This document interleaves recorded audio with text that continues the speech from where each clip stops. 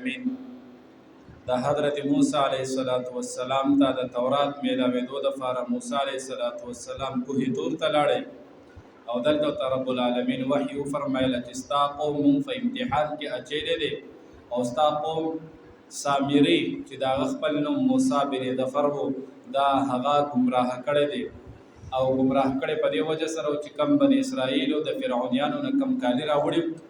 دا دوی دپاره باندې غنیمت و دا حلال نه و دوی یا دغه وسېزلو یا تفسیر ذکر کړي چېرته ځنګل ته یې ویوړو هلته یې ښخ کړو او دا سامري چې کوم بنو سامره کومه قبیله وه په دې بني اسرائیلو کې دا لاړه او دغه یې راویستله او دغه نه اور بل کو هغه نه یو سکه جوړ کو او بیا به کې د سر چې کم هغه خاوره وا چې کم قدم به جبرئیل امین په بحر قلزم کې اغستو دا خاوره راغستې ولاس کې وسروا هغه چې ورواچوله هغه په دې سکه کې دغه یو دم پیدا شو الله تبارک وتعالى په دې باندې هغه قادر دی او دا هم تفسیر ذکر کړی دی د امام فخر الدین رازی رحمت الله علیه نه تفسیر ذخیرۃ الجنان چې د دینه دې دپاره باقاعده دمن و لحمن وینه او غوښه هر څه د برابر او الله تبارک وتعالی په دې باندې قادر دی او یا دا وایي چې نه دې دپاره اواز مواز نه و خو داسې سوري پرېښودی و چې په هوا به په یو طرف باندې لاړه په بل طرف به ووته نو هغې بسې ټې اواز کوله تفسیر ذخیرۃ الجنان دا لفظ ذکر کړی دی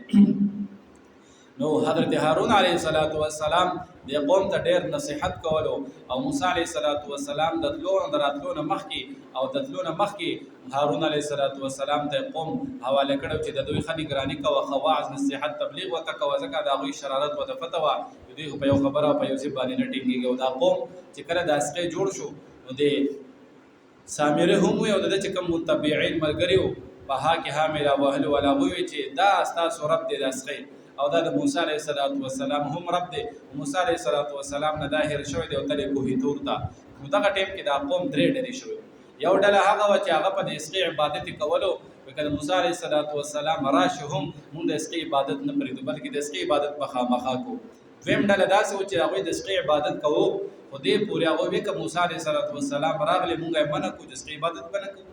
او درېیمه ډله داسې و چې کوم د هارون علیه السلام سره ملګري وه نیکان عقلمن خلک و پوهان هغوی د اسقې عبادت نه کولو هارون علیه السلام به د قوم هغه تربیت کولو خلک یې منې کوله لیکن موسی علیه السلام چې کله راغلی دلته هم ذکر دی او نهمه سپاره کې مونږ ویلو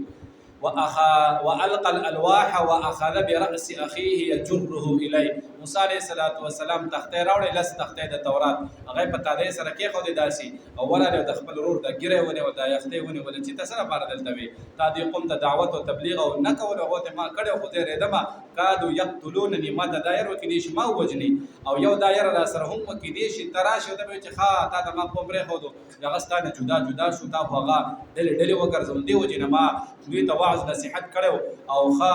دغه مې پرې کړی و خو لیکن داسې خبره وه چې دوی په دې خبره باندې نه برابره ده او که چېرې زه تا پسې درغلی وم نو بیا به هم دوی به جګړه کړې وه خپل منځ کې به غشر شدت بې اتفاقي راغلې وه چې د هغې به روغوالی نه و دې ځای پورې دا واقعه ذکر ده بیا دې نفس چې کله موسی علیه السلام د خپل ورور هارون علیه السلام دا عذر واورېد او خبره یې واورېده چې صحیح نصیحت یې هم کړی دی صحیح وعظ نصیحت یې ورته کړی پوره خبره یې ورته رسولې ده زور یې به هم راوستی دی او بیا هم دا خلک نه منع کېده چې کله د موسی علیه السلام غوسه هغه اسنه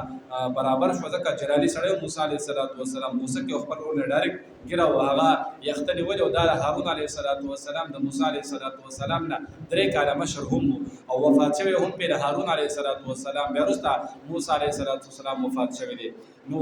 دې نفس بیا موسی علیه السلام دغه ته مخامخ شو سامري ته قال فما خطبک ستا څه خیال دی سامري تا داسې چل کړی دی چې تا د قوم هغه داسې په ګمراهۍ باندې او په دې عبادت باندې راوړلی دی چې دا د قوم هغه د څه عبادت یې شروع کړی دی او بیا اوله سپاره کې ذکر شوي دي چې رب العالمین دوی ته ووایي چې بس تاسو توبه داسې قبلېږي چې تاسو خپل ځانونه قتل کړئ فاقتلوا انفسکم ذلکم خیر لکم عند